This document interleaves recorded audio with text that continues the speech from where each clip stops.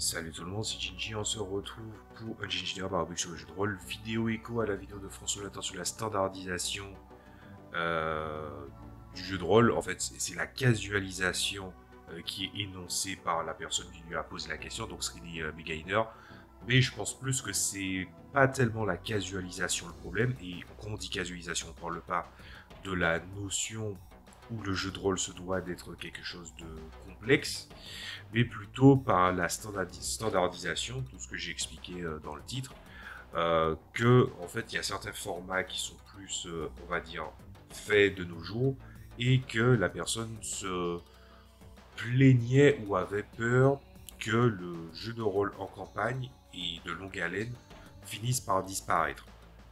Donc je vais pas parler de la vidéo de fond sur le tas, puisque le lien sera en description, allez le voir, dans l'ordre que vous voulez, puisque je vais quand même essayer de donner mes réflexions là-dessus, étant donné que François Le Temps a donné une argumentation et un point de vue que je partage là-dessus, et qui est le suivant. Je ne pense pas une seule seconde que les campagnes de longue haleine vont disparaître, et il y a de nombreuses raisons à ça.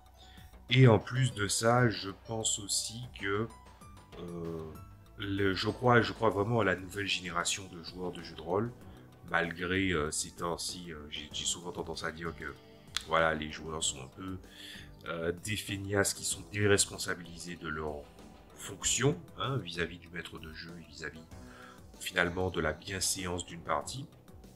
Je crois franchement que la nouvelle génération ne va pas être poussée par ce qu'on observe de nos jours et les peurs qui sont exposées par la personne en question. Ouais, ce n'est pas déconnant.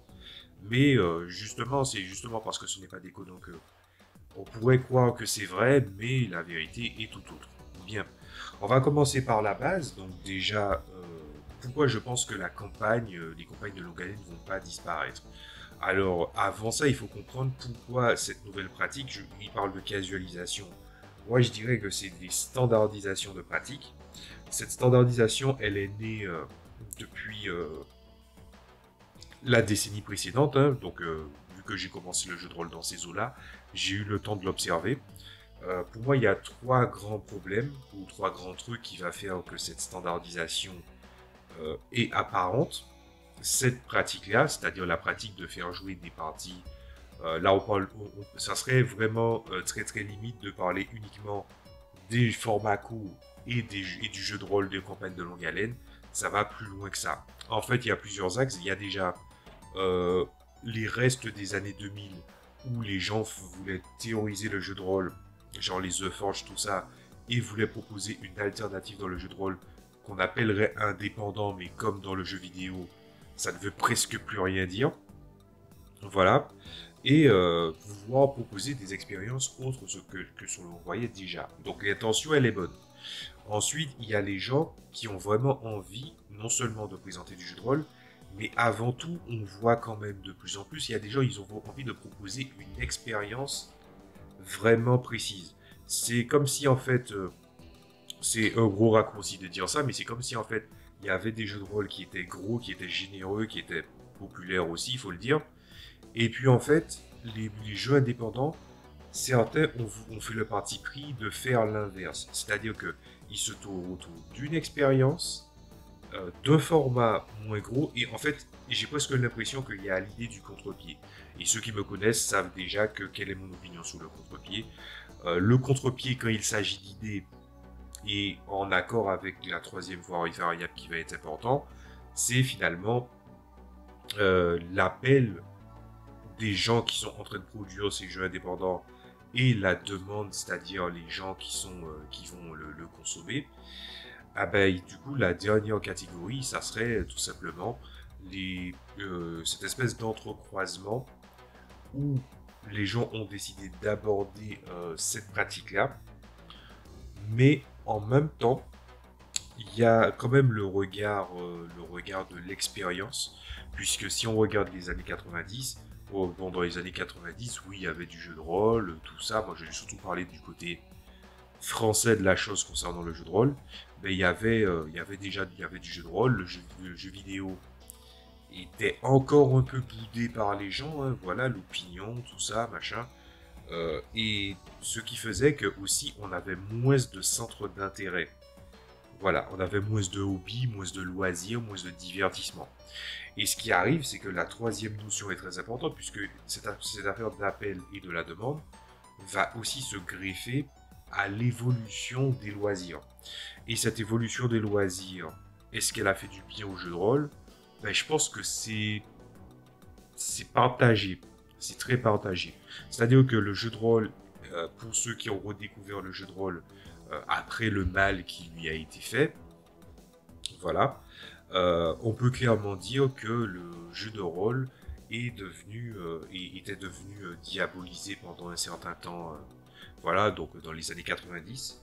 Puis dans les années 2000, ben, les gens sont restés en mode sous-marin pendant un très long moment, puis c'est revenu doucement, et les actual plays ont aidé à faire redécoller, à changer la perspective, en disant que c'est un jeu de société. Pourtant, l'opinion était la même, les gens étaient d'accord pour les mêmes choses, et puis voilà.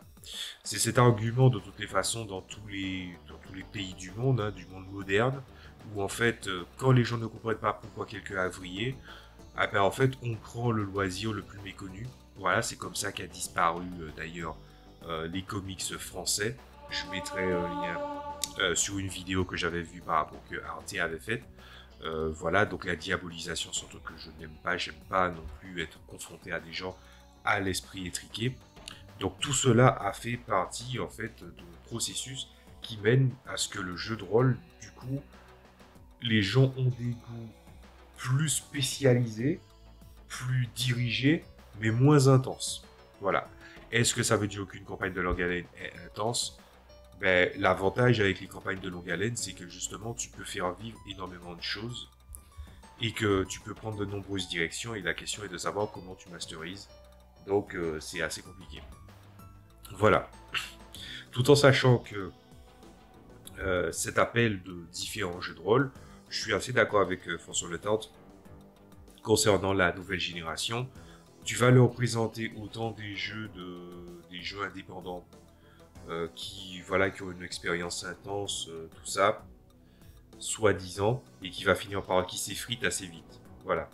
Je réfléchis, je pensais à, par exemple, Laser and Feelings, que j'avais fait avec François Letarte et sa table, voilà, puisqu'il cherchait un joueur. Eh ben, je sais que je me souviendrai de la partie de Laser and Feelings, je sais que je m'en souviendrai, parce que c'était dans la période où je regardais la série originale de Star Trek, et comme Laser and Feelings était basé sur du Star Trek classique, puisque c'était le désir de François Letarte, ben, étant donné que moi j'ai connu Star Trek très jeune, et en plus de ça, voilà, j'avais vu une bonne partie des films New Generation, je crois que j'ai presque tous vu, mais je m'en souviens plus trop, donc faudrait que je les remate. Merci Netflix pour ça d'ailleurs. Ensuite, j'ai regardé la série Enterprise avec mon frère dans la fin des années 2000 à peu près. C'était très sympa, même si en fait ça a un peu cet effet Walking Dead, où il y a des épisodes, t'as vraiment l'impression qu'il se passe rien, et puis à la fin, ben, il y a des choses qui commencent à bouger. Voilà. Et puis, du coup, ben, je sais que je me souviendrai du parti de Laser and Feelings, même si le truc tient sur un PDF d'une page en paysage. Je sais que je m'en souviendrai spécifiquement parce que je connaissais Star Trek. Mais tu m'aurais présenté une expérience de ce genre comme ça, je sais pas si je m'en serais souvenu. Je pense que j'ai quand même une bonne mémoire à long terme, donc je pense que ça ira. Mais ce que je vais dire, c'est est-ce que je considérerais ça comme mémorable? Voilà.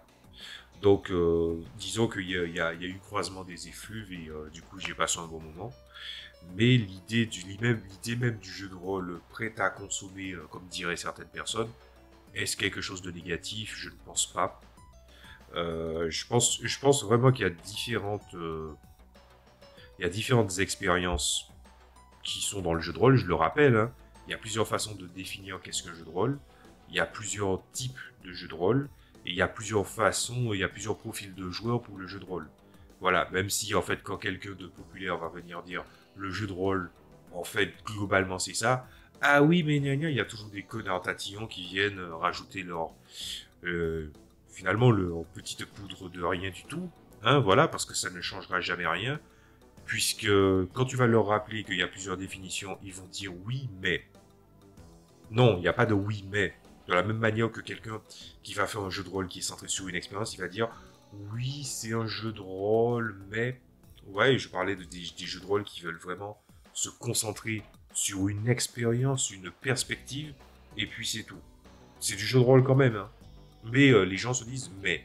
Pourquoi il y a un mais alors qu'il y a autant de définitions à un jeu de rôle? Vous voyez ce que je veux dire par là? Ben, toute cette idée-là fait que les gens veulent des parties plus courtes, des choses plus simples, du travail plus mâché, tout ça parce que en fait il y a aussi les différents de la multiplicité de hobbies où en fait il y a même des gens qui te disent oui je veux jouer à un jeu de rôle mais je veux jouer à un jeu de rôle hyper simple, je veux mettre mon cerveau de côté. Depuis le début de ma chaîne, je demande une argumentation de qu'est-ce que ça veut dire. Et je demande toujours aux gens aux alentours de moi depuis très longtemps qu'est-ce que ça veut dire mettre son cerveau de côté. Personne n'était foutu de me donner la réponse. Donc moi j'attends. Voilà, la question est relancée. Mais il faudrait vraiment m'expliquer qu'est-ce que ça veut dire mettre son cerveau de côté pour le jeu de rôle, en sachant que c'est quand même un gros moteur, une grosse machinerie pour le jeu de rôle. Et d'autant plus, ça veut dire quoi aussi avoir un pied dans le jeu de rôle. Je veux faire du jeu de rôle pour avoir un pied dans le jeu de rôle.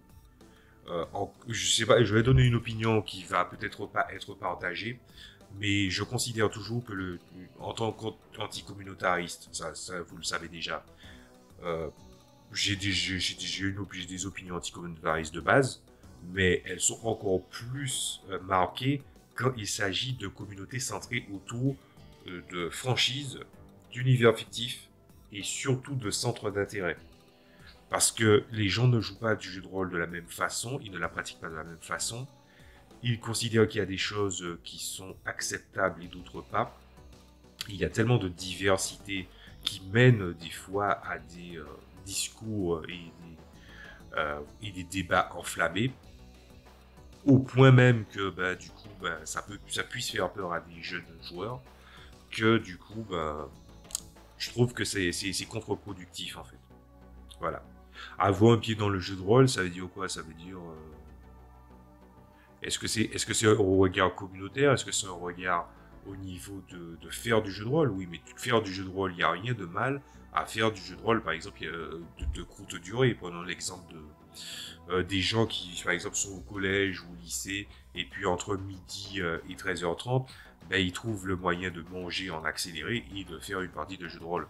Est-ce qu'on peut dire que c'est pas du jeu de rôle? Ou est-ce que ça veut dire qu'on met un pied là-dedans? Non. C'est une question, c'est pas une question de quantité ou de temps déployé. La question, c'est l'investissement qu'on veut y mettre. Et c'est aussi là où si je pense que le bas blesse, c'est que dans mon rapport anticommunautariste, je pense aussi que le jeu de rôle, dans la perspective que les gens veulent en fait tellement déléguer et en faire le moins possible, ben, quand une expérience se passe mal, ben, ça vient chialer, ou bien ça vient se plaindre, ou ça fait un sourire hypocrite et après ça se barre. Voilà. Je pense que voilà, j'ai foutu ce coup de pied dans la fourmilière, mais il faut se l'avouer, il faut regarder les choses en face. Le jeu de rôle a énormément de définitions, et si les gens galèrent de nos jours, surtout en numérique, pour trouver des parties ou pouvoir rester à une table de façon fixe, c'est justement parce qu'il y a différentes façons de pratiquer. Il n'y en a pas de bonne, il n'y en a pas de mauvaise, il faut que ça corresponde au goût. Mais je pense que ça, c'est une phrase que j'ai entendue dans un anime que j'ai trouvé sympa. C'était sur les Gundam Build Fighters. Il disait c'est parce que c'est un jeu que je vais le prendre au sérieux. Voilà, les Québécois, ils connaissent le truc du c'est sérieux, on joue. Voilà, ah ben, c'est exactement le même principe.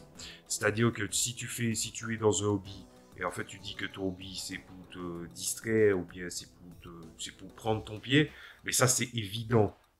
La question c'est est-ce que tu es prêt à faire l'effort à ce que pas toi dans ta petite personne, mais l'intégralité des personnes qui sont autour de la table, puisque c'est un loisir social, est-ce que tu veux un plaisir, est-ce que tu veux amener un plaisir optimal ou pas?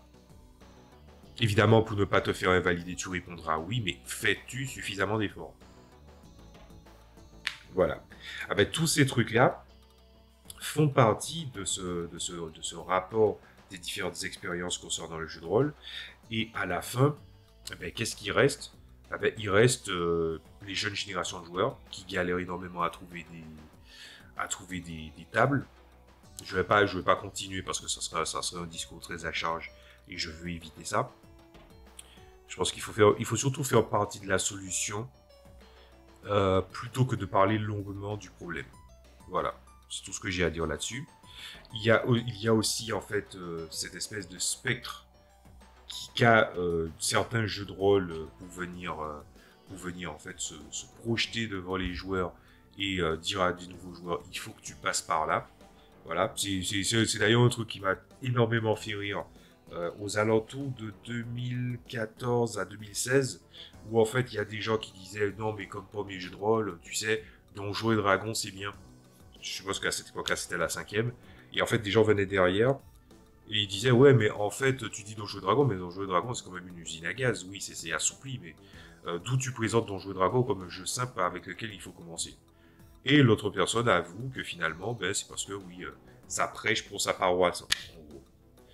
C'est un truc qui me dérange énormément, pas spécifiquement avec Donjons et Dragons, mais en général, quand quelque chose a un rapport quasi religieux, ça me donne envie de vomir. Ça ne veut pas dire que je déteste Donjons et Dragons, ça veut juste dire que c'est les pratiquants avec qui j'ai un problème.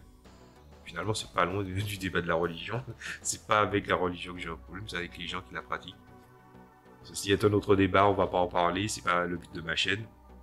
Mais quoi qu'il en soit, euh, pouvoir permettre aux gens de trouver des tables auxquelles ils puissent trouver chaussures à leurs pieds, mais surtout savoir par quel jeu de rôle commencer, ben, on peut clairement dire que les joueurs de jeux de rôle dans leur ensemble ont du mal à diriger les jeunes potentiels nouveaux joueurs.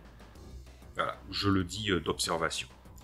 Donc en prenant en compte tout ce qui a été dit, je crois vraiment au fait que les nouvelles générations de joueurs, ils vont tomber sur du Cthulhu, du Donjon et Dragon, et puis à un moment ils vont se dire, mais oui c'est bien, mais en fait on voudrait autre chose.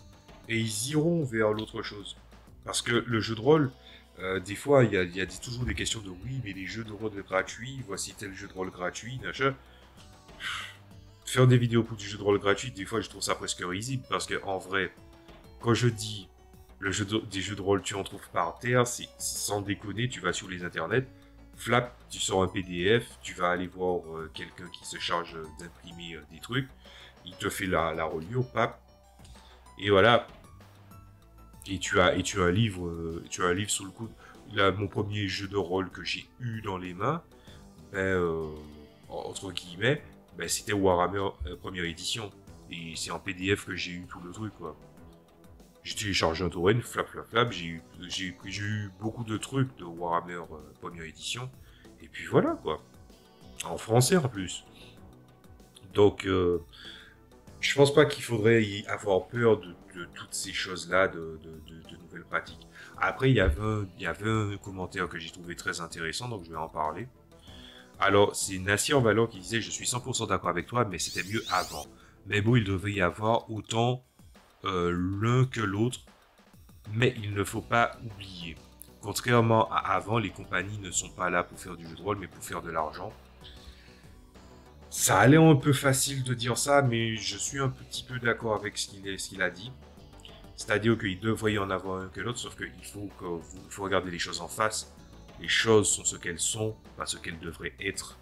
Pour que les choses soient ce que toi tu voudrais que ce soit, ça serait un désir égoïste, pas forcément illégitime, mais il faut savoir qu'est-ce que tu es prêt à faire pour pouvoir contrebalancer ça si tu penses qu'il y a un problème avec ça. Mais je comprends qu'il y ait des gens, au vu de l'expérience qui s'est finalement redistribuée sur plein d'autres jeux de rôle avec plein d'autres approches, ben que ce que des gens appelleraient de manière vulgaire les jeux de rôle classiques, ben non, le jeu de rôle classique il a encore de beaux jours devant eux et les joueurs iront chercher ce qui leur plaît. Voilà. Alors c'est pas parce qu'en fait il y a une multiplicité de catégories de jeux de rôle par rapport à ce qu'on voyait avant, que ça veut dire que le jeu de rôle de campagne de longue haleine n'aura pas de beaux jours devant eux. Mais ça ne veut pas dire non plus que ces jeux qui ont une multiplicité d'expériences vont aussi être des expériences mémorables. Parce que s'il y a un truc qui fait que le jeu de rôle fonctionne, selon moi, et je me suis fait la réflexion il y a peu de temps, c'est que en fait, c'est l'ego des gens qui fait que le jeu de rôle fonctionne.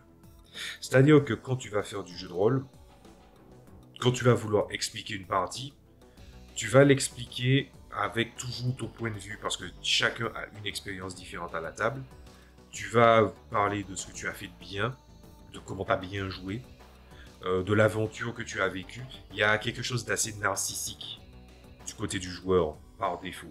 Et c'est ça qui fait, ce côté narcissique qui fait que le jeu de rôle, il est entendu. Après, le problème avec les jeux qui sont populaires, c'est qu'en fait, j'avais déjà fait la remarque il y a longtemps, mais en fait, c'est comme si les gens chantent en canon des aventures différentes, avec des événements différents, et à la fin, le canon se rejoint pour dire exactement la même chose. Donjons et Dragons a cet effet-là, l'appel de Cthulhu a cet effet-là. Mais c'est parce que le jeu, c'est pas seulement parce que le jeu il est populaire, c'est parce qu'en fait, ils utilisent les mêmes références, les mêmes sources, les mêmes approches, et je parle pas de livres de campagne, parce que si on regarde l'expérience française, je vais pas parler de D5, mais du jeu de rôle en général en matière de pratique, les livres de campagne dans le jeu de rôle, les MJ d'observation, s'en foutaient un peu. Ils savaient dans quel univers était proposé à la base, et la campagne, ils la faisaient eux-mêmes, parce qu'en fait, ils se servaient de leurs idées pour pouvoir proposer leur perspective. Voilà. Donc quand tu prends en compte cette espèce de canon presque lyrique de ce qu'est le jeu de rôle pour les gens et comment ils l'ont vécu, ben, tu vas regarder que quand il s'agira de jeux de rôle qui ne seront jamais que des expériences, ben, les voix se sont tues. Voilà. C'est assez compliqué, que des gens aient des expériences mémorables. C'est aussi pour ça que je pense que la campagne a de beaux jours devant eux. Les gens veulent des trucs mémorables. Même si tu leur dis oui, mais ça c'est déjà arrivé, mais non, mais ils s'en foutent. Et ils ont raison de s'en foutre que d'autres choses ont été faites. On pourrait dire que les joueurs devraient apprendre à...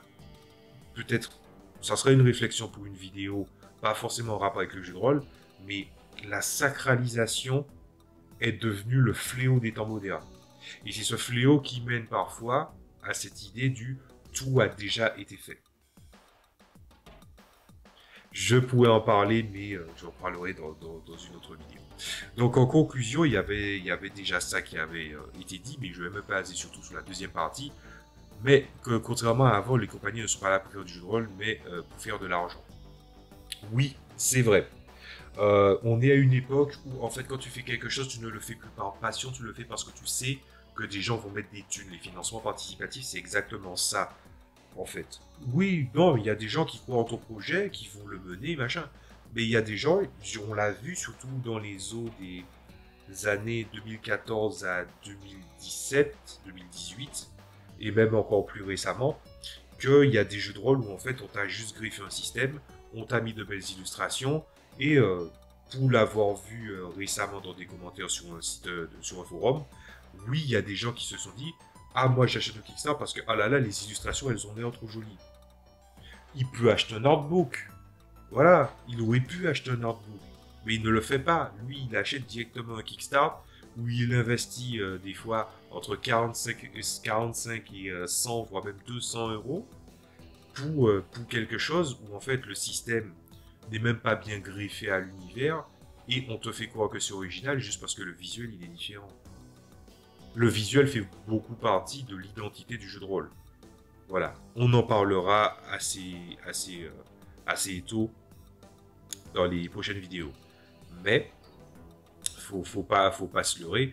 Oui, effectivement, les gens sont motivés à faire de l'argent. Le jeu de rôle, c'était une activité de niche. Tu faisais ça après ton boulot alimentaire, histoire de pouvoir en fait vivre, expérimenter, créer quelque chose, se dire qu'on avait quelque chose à raconter. Et ça, tu peux pas l'appliquer seulement au jeu. Tu ne peux pas que l'appliquer au jeu de rôle, tu peux l'appliquer à n'importe quel domaine créatif ou moyen de production. Avant, il y avait des gens, ils avaient envie de raconter des choses et soit ils se mettaient en danger pour pouvoir pleinement se plonger là-dedans, soit ils prenaient de leur temps libre pour pouvoir produire cette chose. Et parfois dans la douleur. Et les choses produites dans la douleur témoignent. En fait, la douleur n'est pas un problème. La douleur témoigne et raconte quelque chose. Et on n'est plus à cette étape-là dans le jeu de rôle. Et je ne vais pas dire que je le regrette. Je dirais que dans ce monde où on est, l'argent est devenu une préoccupation, on va dire, qu'on pourrait penser légitime à la base, mais que dans les faits, en fait, tu te rends compte en fait que le but n'est pas tellement de savoir est-ce que tu vas être riche ou est-ce que tu ne l'es pas, mais plutôt combien tu vas pouvoir extorquer facilement de l'argent aux gens. Voilà. Et moi, je sais que il y a des gens qui sont peut-être pas d'accord, ou que des gens me diront un truc du genre oui, mais quand toi tu vas devoir faire des machins, j'assumerai complètement. Voilà. Si j'en fais la critique et si j'ai la dent dure là-dessus, c'est parce que j'entends tirer des leçons de ce que j'ai observé pour pouvoir ensuite essayer de faire quelque chose de plus agréable pour moi, pour les autres. Voilà. Donc, on a parlé énormément de choses, donc on va s'arrêter là. Moi, ce que je vais dire comme conclusion, c'est que faut pas stresser sur le fait qu'il y a différentes expériences. En fait, si tu vois que cette chose-là, elle est exposée, il faut déjà avoir une capacité à prendre du recul et à dézoomer et à avoir une vue d'ensemble, sauf que tout le monde ne l'a pas. C'est pour ça qu'il y a des fois où il y a des gens qui te demandent des conseils ou qui demandent des observations de la part d'autres personnes. Et tant mieux d'ailleurs, ça permet de discuter autour de ça. Mais si vraiment tu penses que c'est un problème et que dans ton entourage tu trouves que ce problème il est persistant, comme par exemple moi je perçois que des jeunes joueurs ou des nouveaux joueurs qui ont du mal à trouver une table qui vont les accepter sur le long terme, eh ben, il faut pas trop se plaindre. Enfin, il faut pas trop essayer de se plaindre et de s'étendre sur le problème. C'est que tu sais qu'il y a ce problème, tu en parles, puis ensuite, essaie de faire partie de la solution. Sauf que de nos jours, est-ce que les gens arrivent à rassembler suffisamment d'efforts et des fois de temps et des fois bien d'autres choses pour pouvoir justement y mettre de l'énergie et essayer de renverser les choses, de les bouleverser? Eh bien, ceci est une question ouverte parce que chacun est différent. Je vous dirai à la prochaine fois pour d'autres vidéos. Salut à tous, ciao.